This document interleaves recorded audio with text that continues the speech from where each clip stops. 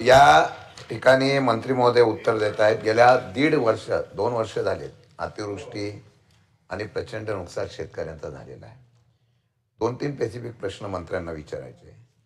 गेल्या 1.5-2 वर्षामध्ये महाराष्ट्रामध्ये अशा प्रकारची किती नुकसान झालं, त्याच्या बाबतीमधले किती रक्कम या शेतकऱ्यांना देणं बाकी देयक लागत आहे, त्यामध्ये आपण किती लोकांना दिले, किती प्रलंबित राहिलं आणि केंद्र सरकारचं जे आपल्याला मदत येणार होती ती पूर्णपणाने केंद्र सरकारची आली आहे का, नसेल तर किती थकबाकी आहे.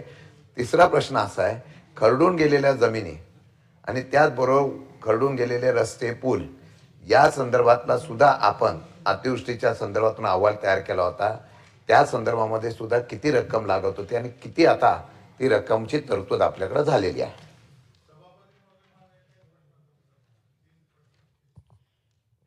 आजपर्यंत आपण राज्यामधल्या तब्बल 1,02,00,000 शेतकऱ्यांना म्हणजे 2,34,860 शेतकऱ्यांना साधारण अंदाजे हेक्टर क्षेत्र 79,83,581 हेक्टर क्षेत्र आणि एकूण मदत 15,817 कोटी एवढी मदत आता शेतकऱ्यांच्या खात्यावर जमा झालेली. मी मगाशीच माझ्या उत्तरामध्ये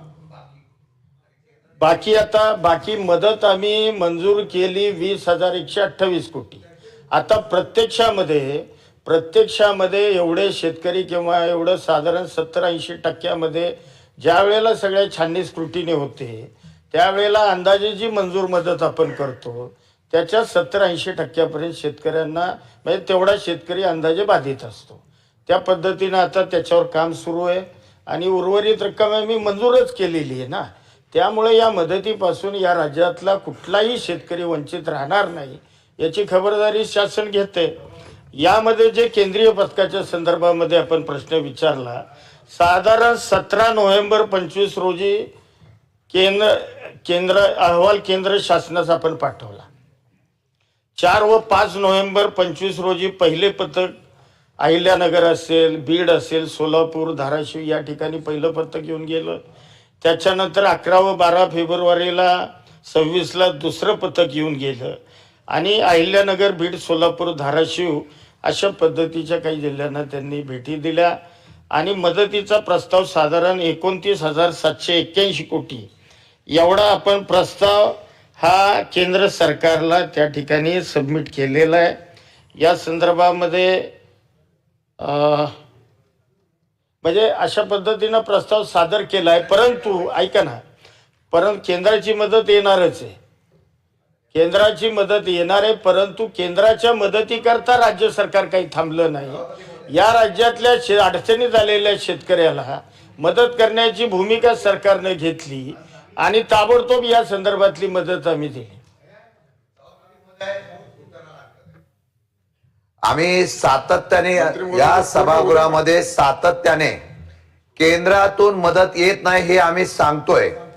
यामध्ये राज्य सरकार कमी पडतंय का, पाठपुरावा करायला कमी पडतंय का? केंद्रात पण तुमचं सरकार, राज्यामध्ये पण तुम्ही सरकार, आणि तुम्ही सांगताय की आम्ही मागेल ते केंद्रातून आम्हाला येत आहे. केंद्राचा अभिनंदनाचा ठराव तुम्ही इथे देताय आणि शेतकऱ्यांच्या नुकसानीच्या बाबतीमधले पैसे केंद्र देत नाही, हा निषेध आहे. कारण म्हणतात केंद्राच्याकडून आपलं सरकार पैसे आणायला अपयशी ठरत आहे का केंद्र महाराष्ट्र अन्याय करतोय. 1.5-2 वर्षापासून या शेतकऱ्यांना जी निधी पाहिजे तो मदत निधी मिळाला जात नाही. राज्य सरकारकडून पैशाची पूर्तता होत नाही, केंद्राकडून प्रस्ताव येत नसेल. आमचा स्पेसिफिक प्रश्न आहे, केंद्राकडून किती दिवसामध्ये पैसे तुम्ही आणणार आणि ते सरकारच्या वतीने राहिलेल्या शेतकऱ्यांना पूर्णपणे देणार याचा ठोस निर्णय द्यावा. नाही, केंद्र सरकारकडे प्रस्ताव आपण पाठवलेला आहे. त्यांचे 2 पथक त्यांनी भेटी राज्याला दिलेले. अहो ऐकून घ्या साहेब, ऐकून घ्या. नाही, ऐकून घ्या. नाही, मुळामध्ये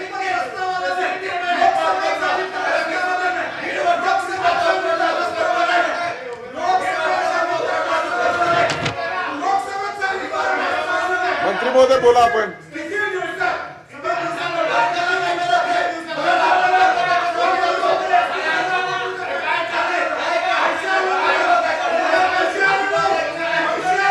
जरा मी बोलतो ऐका ना साहेब. मंत्री महोदय बोला. नाही मी उत्तर देतो साहेब. अहो उत्तर देतो ना तुम्हाला.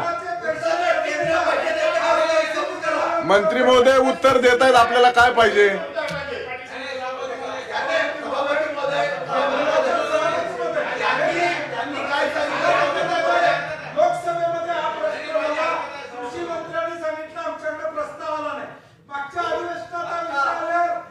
म्हणलं प्रस्ताव पाठवलेला आहे. प्रश्न मागच्या तारखेचा होता. उत्तर आता मंत्री सांगतात अजून पैसे आले नाही. मग तुमचं डबल इंजिन सरकार कशासाठी आहे? राज्यावर जाहीर करावं सरकार पैसे आले नाही. बरं आता माझं उत्तर ऐकाल का? बसा जरा. उत्तर ऐका माझं. नाही काय झालंय आता दुसरं पथक हे साधारण फेब्रुवारी महिन्यात येऊन गेलंय. आणि ऐका माझं, तुम्ही काय होतंय आपण प्रस्ताव 17 नोव्हेंबरलाच पाठवलेला आहे. या संदर्भात केंद्रीय मंत्र्यांनी पुन्हा सांगितले की प्रस्ताव आम्हाला प्राप्त झालाय. आता या संदर्भातली मदत त्याचा फॉलोअप ऐका साहेब, जरा ऐका ना साहेब. पूर्ण उद्या या संदर्भामध्ये आमचा पाठपुरावा केंद्राकडे सातत्यानं सुरू आहे आणि लवकरात लवकर, कारण आता दुसरं पथक फेब्रुवारीत येऊन त्यांनी दुसरा पाहणी अहवाल. बरं प्रत्यक्षामध्ये फॅक्ट बघूनच केंद्र सरकार मदत मंजूर करतं. ती मदत लवकरात लवकर येईल त्याचा पाठपुरावा सुरू आहे. परंतु ऐका मला सदस्यांना जरा ऐका साहेब. आपण बोला. मला लवकरात लवकर माझ्याकडे बघून बोला आपण. सांगतो ना ते बर का सभापती साहेब. परंतु केंद्राचे पैसे जरी आले नाहीत तरी सुद्धा आम्ही या राज्यातल्या शेतकऱ्याला मदतीपासून वंचित ठेवलं नाही. सगळे पैसे शेतकऱ्यांना आम्ही देण्यामध्ये यशस्वी झाले. मला असं वाटतं की आपण जो प्रश्न उपस्थित केला होता त्या पार्श्वभूमीवर मंत्री महोदयांनी उत्तर दिलेलं आहे. आणि त्या उत्तरामध्ये सांगितलेलं आहे की तुम्ही जी हरकत घेतली होती ती महसूल मंत्री बसा जरा आपण. नाही परब साहेब, प्रश्न विचारायच्या टायमाला नव्हते त्यामुळे माननीय मंत्री महोदयांनी आणि आपल्यालाही माहिती आहे की आधी राज्य सरकार संपूर्ण पैसे आपल्याकडनं देतं आणि केंद्र मग ते पैसे राज्य सरकारला देतं. राज्य सरकार त्याचं समायोजन करतं. राज्य सरकारने केंद्राच्या मदतीची वाट न पाहता आपल्या तिजोरीतनं संपूर्ण शेतकऱ्याची नुकसान भरपाई जी जाहीर केलेली आहे NDRF HDRFच्या नावाप्रमाणे त्यापेक्षा वर जाऊन, त्यामुळं केंद्राची वाट बघितली नाही आहे. केंद्राचे पैसे येतात ते आपलं समायोजन करतात. आपल्या तिजोरीतलं जे काही पैसे जास्त जातात ते केंद्र सरकार समायोजित करतं आणि त्यामुळं केंद्राचे पैसे येणार तर 31 मार्चपूर्वी येतात. याच्यापूर्वी कुणाचे सरकार असलं राज्यामध्ये किंवा देशामध्ये, तुम्ही पूर्वउदाहरण जर बघितले तर कुठल्याही सरकारचा जो केंद्राचा पैसा तो मार्चपर्यंत येतो. आणि त्यामुळं नाही तसं नाही झालं आहे. मी सांगतो शशिकांत शिंदे साहेब, मी काही चुकीचं सांगणार नाही सभागृहात. तुमचा आक्रोश मान्यच आहे. पण यापूर्वीचे कुठलंही तुम्ही मागच्या 30 वर्षात 40 वर्षात बघा, केंद्र सरकार हे त्या ठिकाणी पथक पाठवतं. पथकानंतर राज्याने जे काही पैसे NDRFच्या नावाप्रमाणे दिले आहेत ते समायोजित करण्याकरता 31 मार्चपूर्वी देतात. तर मला असं वाटतं की राज्यांनी कोणाची वाट बघितली नाही आहे. केंद्राच्या निकषाचे जेवढे पैसे आहेत ते सर्वेक्षणाप्रमाणे सर्व राज्याच्या शेतकऱ्याला दिलेले आहेत. फक्त आता येणारी जी रक्कम आहे ती समायोजित होणार आहे. अनिल परब बघा, मकरंद जाधव साहेब एक वेगळं उत्तर देत आहेत.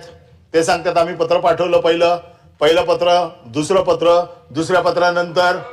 ऐका जरा, आपण काय सांगताय की प्रस्तावाची वाट बघत बसायची गरज नाही, पैसे तर आम्हीच देणार आहोत. आणि जर तुम्ही पैसे देणार असाल तर मग थांबवले कशाला पैसे?